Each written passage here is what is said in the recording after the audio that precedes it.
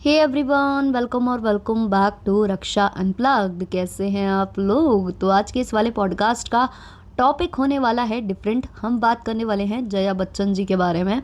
तो जया बच्चन जी के आए दिन कुछ अजीबो गरीब जो हरकतें हैं वो सामने आती रहती हैं। उनका जो बिहेवियर है, एटीट्यूड से भरा हुआ, एरोगेंस से भरा हुआ, वो सामने आता रहता है। और हाल फिलहाल मैंने एक रिएक्शन दिया था जहाँ पर मैंने इनका एग्जाम्पल दिया था, मतलब मैंने इनको किसी से कंपेयर किया था। तो कुछ मुझे कमेंट्स आए इनके बारे में भी। लोगों का ऐसा मानना है कि ये पब्लिसिटी स्टंट करती हैं, लेकिन ये बिल्कुल भी पब्लिसिटी स्टंट नहीं करती हैं। मैं एक्सप्लेन कर दूंगी आपको कि आखिर क्या माजरा है डिटेल में। लेकिन उससे पहले चैनल पर नए हो या अभी तक आपने हमारे चैनल को सब्सक्राइब नहीं किया है तो सब्सक्राइब कर देना, बेल बटन पे कर देना, वीडियो को कर देना अभी से एक लाइक। और अगर आपके पास हाइप का ऑप्शन है ना, तो हाइप ज़रूर दबाना, क्योंकि ये वाला जो कंटेंट है ये समथिंग डिफरेंट है और हर कोई इस तरीके के कंटेंट वॉच करता है। तो अगर हाइप की लिस्ट में हमारा ये वीडियो जाएगा तो ट्रेंड करने का चांसेस जो हैं वो बढ़ जाएंगे। और हाँ, अभी 26 पोजीशन पर है एक हमारा वीडियो जो कि लप्पू से रिलेटेड है। तो ऑब्वियसली लप्पू को हर कोई नहीं जानता है, लेकिन इनको हर कोई जानता है। तो ये वाला अगर वीडियो वहाँ जाता है तो हमें काफ़ी ज़्यादा बेनिफिट मिल सकता है। चलिए शुरू करते हैं आज का पॉडकास्ट। तो देखो यार, जया बच्चन जी का अभी अभी एक वीडियो आया है जहां वो शायद संसद के बाहर ही खड़ी हुई थी और वहां पर कोई उनके साथ फोटोग्राफ क्लिक कराने आ गया और उन्होंने उनको मार दिया धक्का। मतलब कि जया बच्चन जी ने उन्हें धक्का देकर भगा दिया वहां से और काफ़ी गंदा गंदा बोला। वो सॉरी वॉरी भी मांग रहे थे। तो लोगों को ऐसा लगता है कि भाई ये ऐसी चिड़चिड़ी क्यों हो चुकी हैं, मतलब ऐसा क्यों इनका ऐसा बिहेवियर रहता है। क्या ये जानबूझकर कैमरे के सामने ऐसा करती हैं ताकि मतलब इनका बवाल बने और इनको हाइप मिले और लोग इन्हें और ज़्यादा जाने। वहीं कुछ लोगों का ऐसा भी कहना है कि भाई जब वो ऐसा बिहेव करती है तो तुम लोग क्यों जाते हो उनके पास, क्यों अपनी बेइज्जती कराने जाते हो। भाई देखो, ये पॉइंट तो वैलिड है कि भाई क्यों जाते हो बेइज्जती कराने, जब पता है कि उनका बिहेवियर पैटर्न अच्छा नहीं है, वो हर किसी की बेइज्जती मार देती हैं। इवन अगर वो किसी इवेंट का हिस्सा होती है ना, तो स्टेज पर वो वहाँ की प्रॉब्लम्स गिनवा देती हैं कि यहाँ ये फैसिलिटीज़ नहीं है, वो नहीं है। अगर मीडिया के कैमरे के लिए आप वहाँ गए हो और मीडिया के कैमरे ही आप बंद कराने लग जाओगे तो मतलब नहीं है ना, कि फ्लैश लाइट आ रही है मेरे मुंह पर, ये आ रही है। उनका ऐसा बिहेवियर रहा है तो क्यों भाई इनको हर इवेंट का हिस्सा बनाना है या इनके साथ फोटोग्राफ्स आपको क्लिक करानी है, क्यों? आखिर क्यों पूछता है भारत। सॉरी। तो हाँ, ये सब आप मत करो। जया बच्चन जी को जब आप देखो तो आप वहाँ से ना भाग जाओ, भाग जाओ, क्योंकि कई बार क्या होता है ना, आप कुछ नहीं भी कर रहे होते हो तो भी वो आपको पकड़ सकती हैं। और उनका ये जो बिहेवियर पैटर्न है ना, वो इस वजह से नहीं है कि वो पब्लिसिटी चाहती हैं। भाई वो क्यों चाहेंगी पब्लिसिटी? आप खुद ही सोचो। जो बंदी मतलब बहुत ज़्यादा फेमस थी, बचपन से उसने इंडस्ट्री में काम किया है, वो इतनी ज़्यादा फेमस एक्ट्रेस थी कि उनकी वजह से ही उनके पति का एकदम से करियर बूस्ट हुआ था। वो जो है इतनी अच्छी वेल लोन, अब तो नेता भी बन चुकी हैं, सब कुछ है मतलब उनके पास। तो वो पब्लिसिटी के लिए ये सब क्यों करेंगी? आप मतलब खुद ही सोचो। और उनके हस्बैंड भी अच्छे खासे मतलब जाने माने एक्टर हैं। तो ऐसे एक्टर की वाइफ या खुद जिसने अपना करियर छोड़ दिया हो अपने बच्चों के लिए, वो पब्लिसिटी स्टंट क्यों ही करना चाहेगी? भाई ये जो पब्लिसिटी स्टंट वगैरह होते हैं ना, ये छोटे छोटे एक्टर्स या नए नवेले लोग या आज की जनरेशन वो करते हैं जो वेल नोन है, जिनकी खुद मतलब अच्छी खासी इज्जत है। हालांकि ये अब मट्टी पलेती कर रही हैं, बट अगर है किसी की तो वो पब्लिसिटी के लिए तो ये सब नहीं करेगा। एक्चुअली उनका ना नेचर ऐसा हो चुका है एक एज के साथ, और कुछ इसमें गलतियां ना उनके आसपास के माहौल की रही है, जिसको मैं आज इस वाले पॉडकास्ट में आपको बताने वाली हूँ। तो जो जया बच्चन जी हैं वो बचपन से ही बॉलीवुड में एक्टिव हैं, काफ़ी मतलब उन्होंने मूवीज़ कर रखी हैं और वेल नोन एक्ट्रेस थी वो। जब अमिताभ बच्चन जी से मिली थी, मतलब उनका जो करियर है वो अमिताभ बच्चन जी से भी ज़्यादा बड़ा था, ज़्यादा बड़ा उनका करियर था, वो ज़्यादा वेल नोन थी उनसे ज़्यादा। और जो अमिताभ बच्चन जी है ना, वो स्टार्टिंग में अपनी लाइफ में काफ़ी स्ट्रगल कर रहे थे। इवन उनकी जो मूवीज़ है ना, वो भी बहुत अच्छा परफॉर्म कर नहीं रही थी, मतलब उनकी मूवीज़ फ्लॉप हो रही थी। एक तो वैसे ही उनको किसी ने एक्टर बनने के लिए मना कर दिया था कि भाई तुम एक्टर मटेरियल नहीं हो, तुम्हारा जो लंबाई है वो हद से ज़्यादा है और तुम्हारे जो फेशियल फीचर्स हैं वो भी बहुत अच्छे नहीं हैं। जैसे तैसे उन्हें रोल मिला तो उनको जो मूवीज़ मिलती थी वो काम नहीं करती थी। अब वो एक मूवी पर काम कर रहे थे जया बच्चन जी के साथ, जो कि शायद जंजीर थी, है ना। तो इस मूवी पर काम कर रहे थे तो अमिताभ बच्चन जी को इसी मूवी से सारी उम्मीदें थी। उनको ये था कि अगर ये पिट गई मूवी, ये अगर नहीं चली तो फिर मुझे एक्टिंग छोड़नी पड़ेगी, ये उनके दिमाग में था।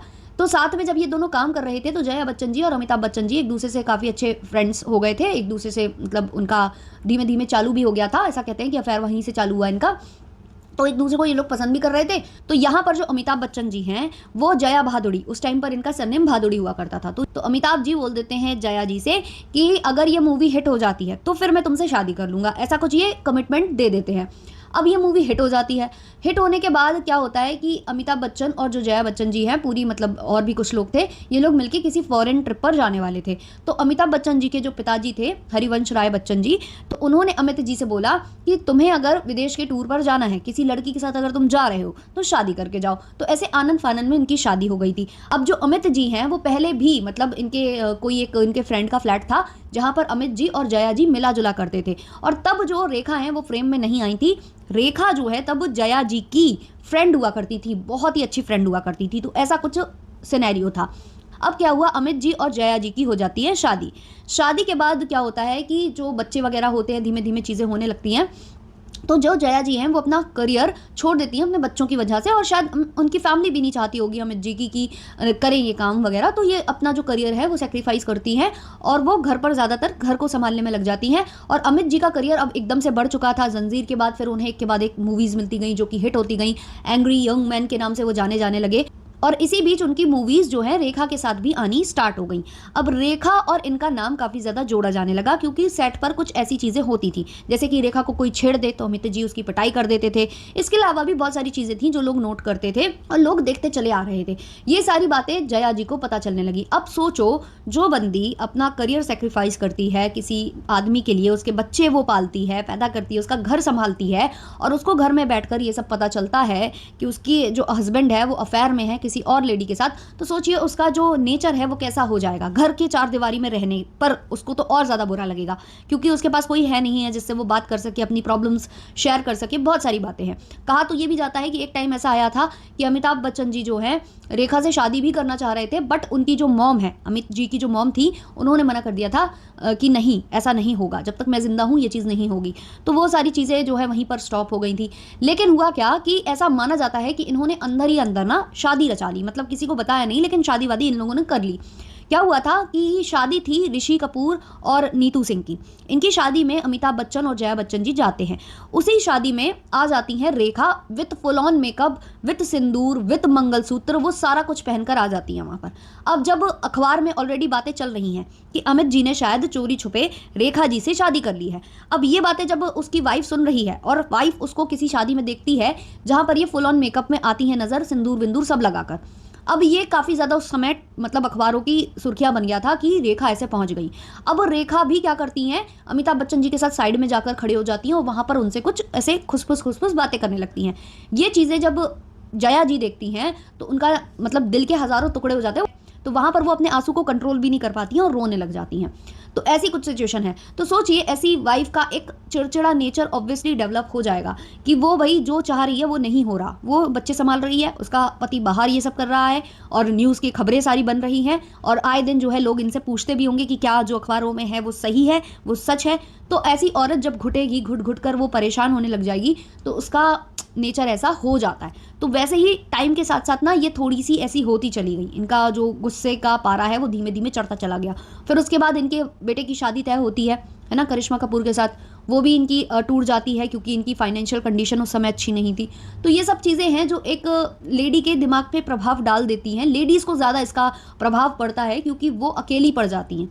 और जो हस्बैंड्स होते हैं, मतलब जो लड़के हैं, अगर वो बाहर जॉब में जा रहे हैं, अब लेडीज़ भी जाती रहें तो थोड़ा उनका मन बहला रहे, थोड़ा वो ज़्यादा कम सोचें, दिमाग में ज़्यादा उनकी चीज़ें ना चले, तो वो चीज़ें इनके दिमाग में चलती रहीं। और अभी भी आप देखते हो कि जो रेखा जी हैं वो कभी ना कभी ऐसा कुछ कर देती हैं। अमिताभ बच्चन की फोटोग्राफ के साथ ही कुछ ऐसा बोल देंगी, किसी शो पर चली जाएंगी तो मुझसे पूछिए ना बोल देंगी, जब भी ऐसा जिक्र चल रहा होगा शादीशुदा आदमी से प्यार वाला, है ना। और अभी भी वो सिंदूर लगाकर घूमती हैं, जिसका कभी वो ज़्यादा खुलकर आंसर देती नहीं है। ऊपर से न्यूज़ में सब जगह अभी भी इनके चर्चे चलते रहते हैं अमिताभ बच्चन और रेखा के।